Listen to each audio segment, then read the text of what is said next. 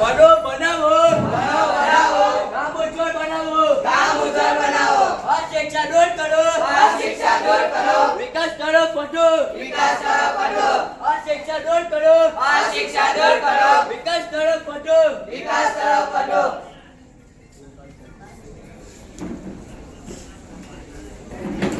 આ છે ભરૂચ જિલ્લાના એક ડેરો ગામની વાત.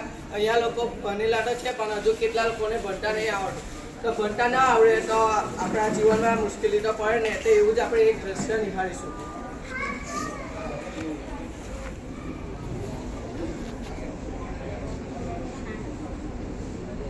મને આ દવા આપો.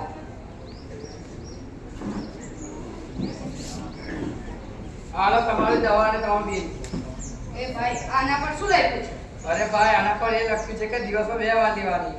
અરે ભાઈ સારું કર્યું તમે મને કીધું ને કે તો હું આખી જ બોટલ પી જાઉં. ભલા અફવા તો એવા નહીં. તો જોયું મિત્રો, વાંચતા ના આવડે તો જીવનમાં કેટલી મુશ્કેલી પડે. તો કારોબારી આખી બાટલ પી જતો હોય એમને જાનહાનિ નાખવાના કારણો થાય. તો એ માટે આપણે બીજું દ્રશ્ય નિહાળીશું.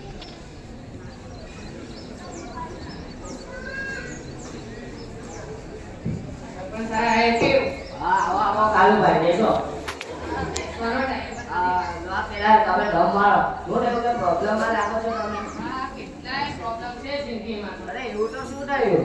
બેંકમાં પૈસા છે, બેંકમાં પૈસા પડે તો બેંક મેનેજર સહી કરતા આવડે. તો મને વાંચતા લખી નથી આવતું, તેથી મને સહી કરતા નથી આવડતી ને. અલા સારું, મને પણ નથી આવડતું. બાકી આપણે કઈ કરે ને એના માટે. વાંચતા શીખો જીવન સુધારો વાંચતા શીખો જીવન સુધારો વાંચતા શીખો જીવન સુધારો આવો આવો સાહેબ. આવો આવો.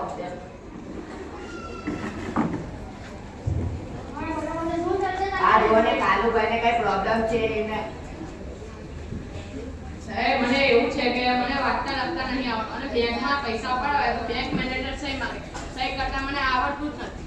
અરે સરકારનો નિયમ તમને ખબર નથી? એવો નિયમ. અરે ગોળાઓ પર સત્તાનો કાર્યક્રમ ચાલે છે. એમાં શું થાય? આ કાર્યક્રમ મિનિસ્ટરી એજ્યુકેશન ચાલે છે. તેમાં 15 વર્ષથી વધારે ઉંમરના લોકો પણ મફતમાં અભ્યાસ કરી શકે છે. હું 40 વર્ષનો છું. હું વાંચતા લખતા શીખી શકું? અરે ભણવા માટે કોઈ ઉંમર નક્કી થોડી હોય. મોબાઈલ ચલાવે એ બેટમાં સહી કરતા શીખવા છો. ના જરૂર. ચાલો કામ વાંચો. આપણે આ યોજનાનો લાભ લેવો જોઈએ. તો તે માટે આપણે પહેલા પ્રતિજ્ઞા લઈશું.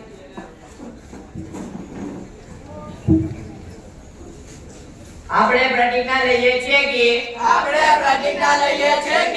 આપણા ગામમાં કોઈ અશિક્ષિત રહે નહીં.